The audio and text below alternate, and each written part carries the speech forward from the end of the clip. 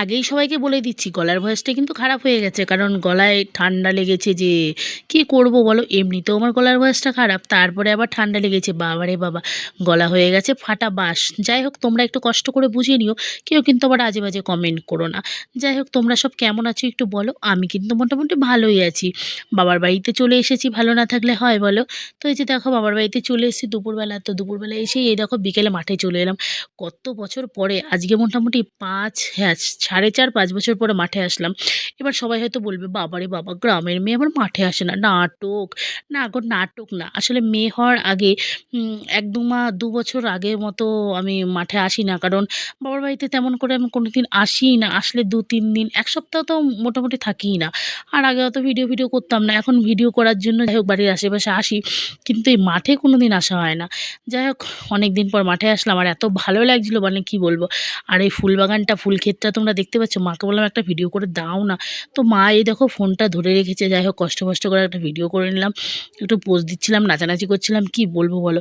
তারপর কটা সেলফিও তুলে নিচ্ছিলাম। আসলে মাঠে আসবো, কটা ছবি তুলবো না, তা আবার হয় বলো। আর এই দেখো, আমাদের কুল গাছে দেখেছো, কুলও হয়ে গেছে।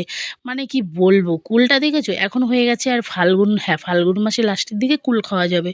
তো কতদিন ধরে কুলগুলো হয় তাই না, ভাবলেও অবাক লাগে।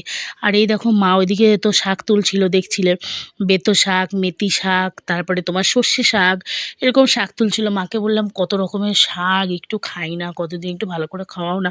তো মা বললো তাহলে চল মাঠে গিয়ে একটু শাক নিয়ে আসি। যেহেতু আমাদের ক্ষেতে অনেক শাক হয়েছে, ওই জন্য মা শাক নিয়ে এসছে। আর এই যে দেখো, এখন হচ্ছে সন্ধ্যা, সন্ধ্যা বলতে 7:30 পৌনে 8টা মতো বাজে। তো এই যে দেখো, আমরা রেডি স্টেডি হয়ে 8টা বাজে, তো 8টা 15-তে আমরা এই দেখো বিয়ে বাড়িতে চলে এসেছি। কারণ এটা হচ্ছে গ্রাম সাইড, তোমরা তো বোঝোই, কারণ এদিকে সবাই একটু তাড়াতাড়ি খেতে বসে পড়ে।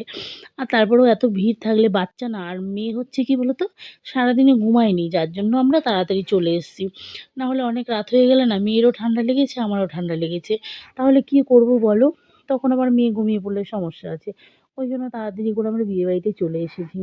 আর এই যে বিয়েবাড়িতে এসে কি বলবো তোমাদের, সত্যি বাবা, ফুচকা স্টল দিয়েছে ওই জায়গাটা, এত ভিড় এত ভিড়, কি বলবো তোমাদের বন্ধুরা। ওইখানে তো একটাও ফুচকা খেতে পারলাম না।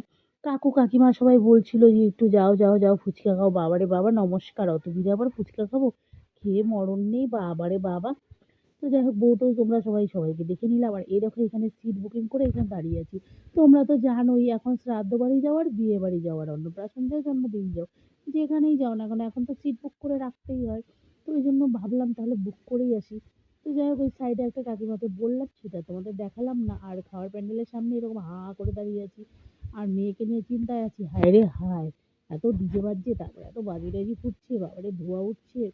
তো মানে মেয়ের আবার আরও ঠান্ডা লেগে যাবে, এই নিয়ে চিন্তায়, নানান চিন্তায়। যাই হোক, মুখটা হা করে বসে আছি। তো তারপরে এই যে দেখো, আমরা খেতে অলরেডি মানে বসে পড়বো এখন। তো আর কি বলবো তোমাদের, যাই হোক, এই দেখো আমরা খেতে অলরেডি বসে পড়েছি।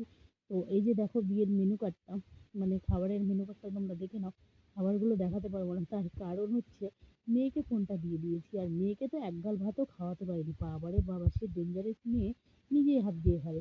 যাই হোক, মেয়েকে একগাল ভাত খাইয়েছি, বিশ্বাস করবে তোমরা, সত্যি বিশ্বাস করবে না, কারণ এই কথা বিশ্বাস করার না। তারপরে দেখো, খাওয়া দাওয়া করে এই যে টোটোতে আমরা উঠে পড়েছি, তারপর বাড়িতে চলে আসলাম। মিনি ব্লগটি কেমন লাগলো ভালো লাগলে জানিও।